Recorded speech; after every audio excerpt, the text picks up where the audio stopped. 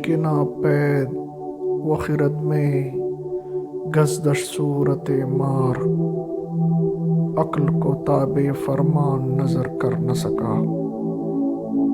ڈھونڈنے والا ستاروں کی گزرگاہوں کا اپنے افکار کی دنیا میں سفر کر نہ سکا۔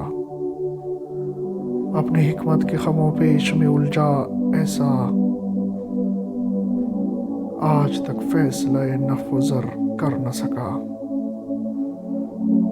جس نے سورج کی شعاعوں کو گرفتار کیا،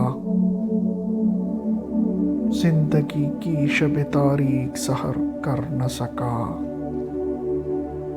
اس نظم میں ڈاکٹر علامہ محمد اقبال نے موجودہ زمانے کے تعلیم یافتہ انسان کی حالت کا نقشہ کھینچا ہے کہ عقلی اعتبار سے تو اس نے بہت ترقی کر لی ہے، لیکن روحانی اعتبار سے کوئی ترقی نہیں کی۔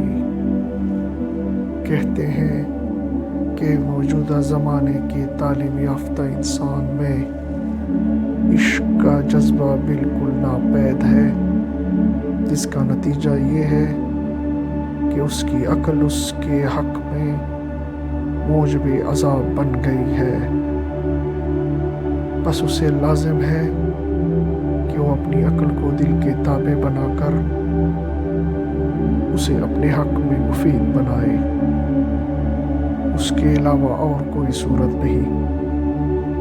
اقبال کا فلسفہ یہی ہے کہ صرف وہ عقل انسان کے لیے مفید ہو سکتی ہے جو اس کے دل کے تابع ہو۔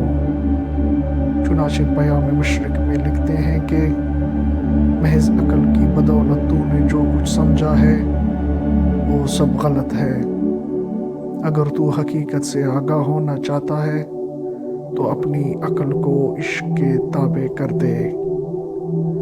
چنانچہ موجودہ زمانے کا انسان ستاروں کی گزرگاہیں تو معلوم کر رہا ہے، لیکن خود اپنے افکار کی حقیقت سے واقف نہیں ہے۔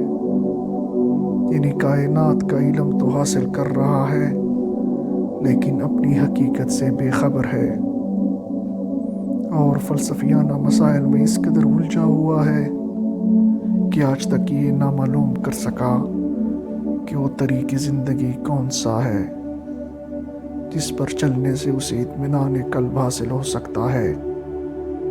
اس نے سورج کی شاموں کو تو اپنے قابو میں کر لیا ہے، لیکن اس کی زندگی بدستور سابق تاریک ہے۔